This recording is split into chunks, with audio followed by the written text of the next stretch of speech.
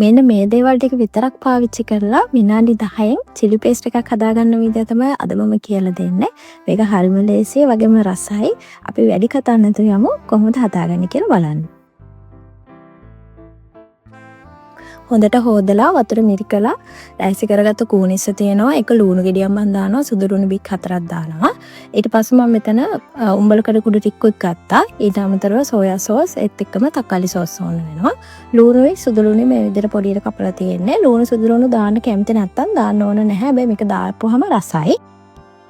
chili paste කියන්නේ කොහොමද තෙල් ටිකක් වැඩිපුර තියෙන කෑමක් නේ. මම තෙල් ටිකක් මේ විදිහට පෑන් එකට දාලා ඒක රත් වෙනකොට ලුණුයි සුදු ලුණුයි දාලා හොඳ පාටක් එනකන් ටෙම්පරාදු කරගන්නවා. ලුණු ටික පාට වීගෙන එනකොට මුලින්ම මම දාගන්නේ අර හොදලා වතුර පීරගත්ත කූනිස්සෝ ටික. ඒක දාලා කූනිස්සෝ හොඳට තැම්බිලා කූනිස්සෝ වල පාට පොඩ්ඩක් වෙනස් වෙනකන් අඩු ගින්දරේ මේක ටිකක් ටෙම්පරාදු කරගන්න ඕන. කූනිස්සෝ වල වෙනස ඔයාලට දැන් පේනවද? පොඩ්ඩක් පාට වෙනස් වෙලා දැන් කූනිස්සෝ ටික මේ අමුගතේ ගිහිල්ලා පොඩ්ඩක් බැදිලා තියෙන්නේ.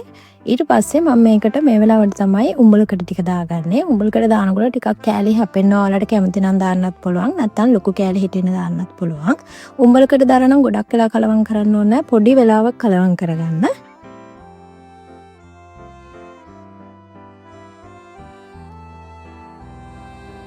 ඔන්න මම දැන් මේ වෙලාවට මේකට සොයා සෝස් දාගන්නවා. මේකෙන් අපිට මේ අපේ chili paste එක රස කරගන්න වගේම මේකට ලුණු දාන්න ඕනත් නෑ. අනිත් දේ ලස්සන පාටකුත් අපිට හදාගන්න පුළුවන්. ඉතින් මේක ඔයාලා කැමති ප්‍රමාණයක් දාගන්න. සොයා සෝස් දාලා ටිකක් වෙලා කලවම් කරාට පස්සේ මේකට තක්කාලි සෝස් ටිකකුත් දාලා ගින්දර පොඩ්ඩක් වැඩි කරලා මේක හොඳට කලවම් කරගන්න. සෝස් එක හොඳට තැම්බෙනකන්. ඊළඟට මම මේකට සැර එකතු කරගන්න හදන්නේ. මම කෑලි මිරිස් දා ගන්නවා. ඉතින් ඔයාලගේ සැර අනුව කෑලි මිරිස් එකතු කරගන්න.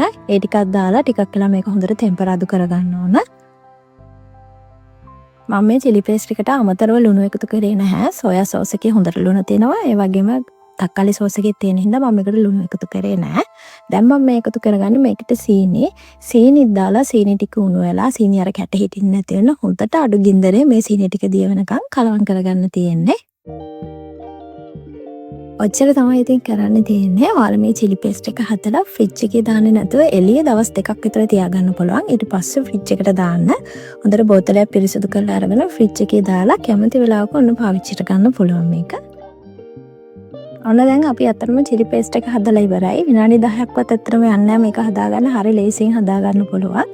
ඒ වගේම තමයි කඩේකට වැඩිය මාරුම රසයි. ඒ වගේම අපිට ෆ්‍රිජ් එකේ දාලා කල් තියාගන්නත් පුළුවන්. රස කෑම හදන්නත් පුළුවන් මේකෙන්. ඉතින් මේ විදිහට තමයි විනාඩි 10න් මම හිතන ගමන් chili paste හදාගන්නේ. ඔයාලත් අනිවාර්යෙන්ම මේ රෙසිපි එක try කරලා බලන්න. ඒ වගේම ඔයගොල්ලෝ කැමති තව මොන හරි recipes මම ගේන්න ඕන නම් ඒකත් වීඩියෝ එකේ යටින් කමෙන්ට් කරන්න. මේකත් හදුවොත් යටින් කමෙන්ට් එකක් දාන්න අමතක කරන්න එපා. මම subscribe කරන්න කියලාත් මතක් කරන ගමන් ඔයාලව හැම ඉක්මනට මෙන්න පරිස්සමින් ඉන්න.